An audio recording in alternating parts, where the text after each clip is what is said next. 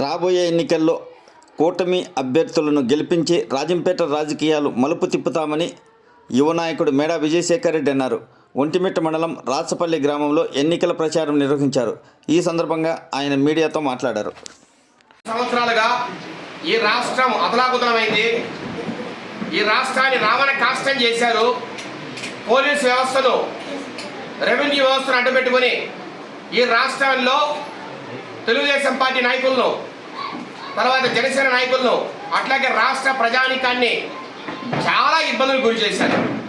ఆఖరికి భూములు కూడా రాకునే పరిస్థితి. ఈరోజు జే బ్రాండ్స్ మద్యాన్ని అమ్ముతూ ప్రతి సంవత్సరం కూడా 25,000 కోట్ల రూపాయలు తన జోబులకు నింపుకుంటున్నారు. Jagan and co. జగన్కు ఒక 5 మంది సామంతరాజులు ఉన్నారు. ఒక్కొక్క ప్రాంతానికి ఒక సామంతరాజు. మీ అందరికీ తెలుసు ఎంతమంది సామంతరాజులు ఉన్నారో. ఈ సామంతరాజుల ద్వారా ఒక్క జే బ్రాండ్స్ మధ్యలోనే 1,000 కోట్ల రూపాయలు దోచేస్తున్నారు. ప్రజలకు కల్తీ సరుకులు అందిస్తున్నారు.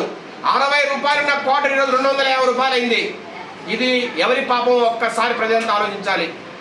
మనకు ప్రకృతి సహజసిద్ధంగా మనకు దొరికే ఇసుకను కూడా ఈరోజు ట్రాక్టర్ 5,000, 6,000 అమ్ముకుంటారంటే ఎంత దోపిడీదారులో ఒక్కసారి ఆలోచించాలా. చంద్రబాబు నాయుడు గారు వస్తే రేపు ఉచితంగా ఇసుక సరఫరా చేస్తారని మనకి ఇప్పటికే మేనిఫెస్టోలో మాట ఇచ్చారు. అట్లాగే ఎక్కడ ఖనిజాలు ఉన్నా కూడా వెరైటీస్ కావచ్చు, తర్వాత గ్రానైట్ కావచ్చు, మట్టి కావచ్చు, పూర్తిగా వాళ్ళ కన్సర్న్లో అమ్ముకుంటున్నారు. 1,000 కోట్లు దోచేశారు. ఈరోజు స్టేట్ స్పాన్సర్డ్ కరప్షన్ అంటే ప్రభుత్వమే పెంచి పోషిస్తున్న అవినీతిలాగా ఈ రాష్ట్రం తయారైందంటే ఒక్కసారి ఆలోచించండి.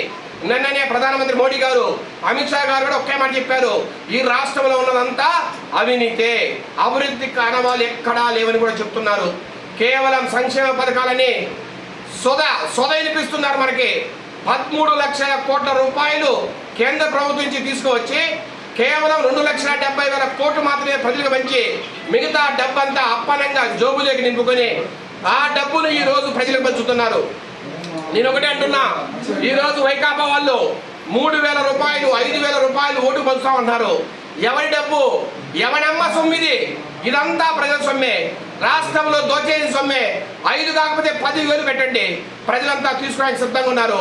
కానీ ఓటు మాత్రం సైకిల్ గుర్తుకే వేస్తాండి. ఎందుకో కూడా చెప్తా వినండి. చంద్రబాబు నాయుడు గారు ఉంటే అవినీతి ఉండదు. చంద్రబాబు నాయుడు గారు ఉంటే పోలీసు కేసులు ఉండవు. చంద్రబాబు నాయుడు గారు ఉంటే పరిశ్రమలు వస్తాయి. చంద్రబాబు నాయుడు గారు ఉంటే లేడీస్కి బస్సు పాసు ఫ్రీగా వస్తుంది. 3 గ్యాస్ సిలిండర్లు ప్రతి ఇంటికి పోతాయి. అట్లాగే ఈ రోజు ఉన్న 3,000 పెన్షన్ 4,000 అవుతుంది.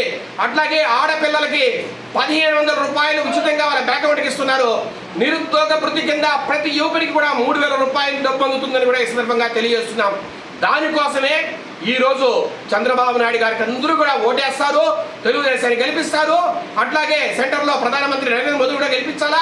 రెండిటికి, ఒకటి తెలుగుదేశం సైకిల్కి, రెండోది కమలం పువ్వు గుర్తుకేసి ప్రతి ఒక్కరు కూడా గెలిపిస్తారని ఆశిస్తూ, మీకు ఏ కష్టం వచ్చినా మేము ముందుంటాం. రాజంపేట రాజకీయాన్ని మలుపు తిప్పుతాం.